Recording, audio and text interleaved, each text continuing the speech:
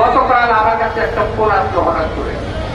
বাংলাদেশে একজন প্রখ্যাত ব্যবসায়ী এবং সেই ব্যবসায়ী একটা হিন্দু ব্যবসায়ী হঠাৎ করে আমাকে ফোন করছে। ফোন করে বলল যে ভাই আমার কাছে 10-12টা ছেলে আসছে, চাঁদা যাচ্ছে আমার কাছে। তা আমি বললাম কত টাকা দিয়েছে? বলে 50 লাখ।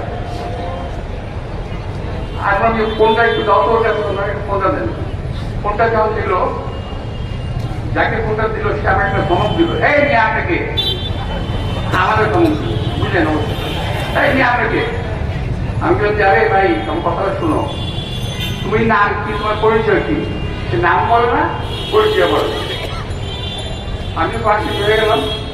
তখন আমার ওই যে মানে ব্যবসায়ীটা বলে দিল যে আব্বাস সাহেব, যে বলছে যে আব্বাস সাহেব ফোনটা কেটে দিল। ফোন কেটে দিয়ে ওদেরকে জিপি করলো।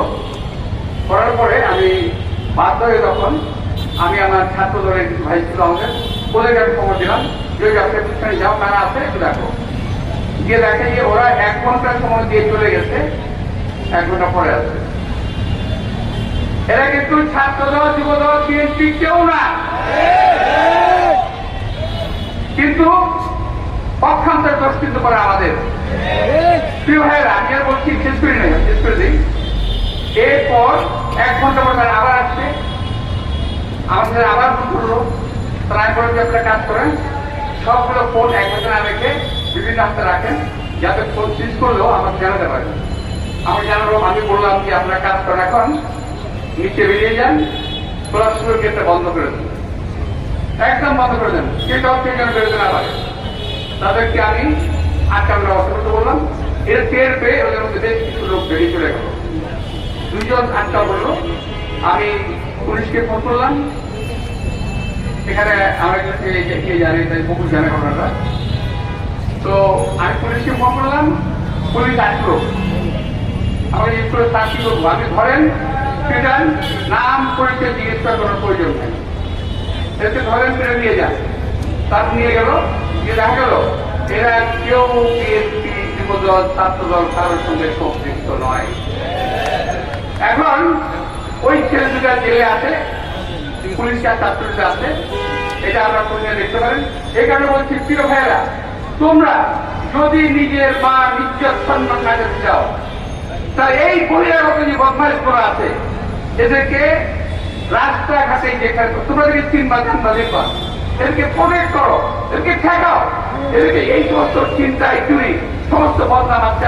অনেক অনেক জায়গায় দেখি বিএনপি নাম আসতেছে, কোথায় বিএনপি তো কাউকে চাষ করেনি, আমরা পাহারা দিচ্ছি ভাই। আমি পাহারা দিচ্ছি, নিজে লিফলেট ছাপিয়েছি, পোস্টার ছাপিয়েছি, ফোন নাম্বার দিয়েছি, লোক লাগিয়েছি, যাতে কিছু না হতে পারে। কিন্তু তারপরে বলবো যে যদি কেউ থাকেন সাবধান হয়ে যান এবং সবাইকে বলেন যে এগুলো পাহাড়িতে এই সমস্ত অপকর্ম যারা করবে। আমি সবাইকে বলতেছি, সাংবাদিকদের বলতেছি, যদি আপনারা খবর পান, দয়া করে আমাকে একটু জানাবেন, যেই হোক আমাকে একটু জানাবেন, বিএনপি জানাবেন। তা আমি আজকে দেশের যেরকম সবাইকে আমাদের খাবার কাটিয়ে শুভেচ্ছা জানাচ্ছি, বিজয় কামনা করছি। আমাদের অনেক কামনা ছিল দেশ নেত্রী বেগম খালেদা জিয়াকে একেবারে একটু মুক্ত অবস্থায় দেখতে চাই। আমরা দেশ নেত্রী খালেদা জিয়াকে মুক্ত অবস্থা দেখেছি, আমাদের চাওয়ার একটু চাই আছে। প্রিয় ভাইরা, আন্দোলন শেষ হয়ে যায় নাই, এটাকে মনে রাখেন। এত আমি আপনাদের যে দেখিয়ে অবস্থা, মানে এত আনন্দে আছেন, আন্দোলন শেষ হয়ে যায় না। এই দেশের স্বাধীনতা, সার্বভৌমত্ব, এই দেশের গণতন্ত্র রক্ষার জন্য আমরা 17 বছর আন্দোলন করেছি। মনে রাখবেন, এর জন্য বোধহয় আমাকে আরো কিছুদিন পরিশ্রম করতে হবে, কষ্ট করতে হবে। এটা একটু মাথা রাখবেন, নিজের দলকে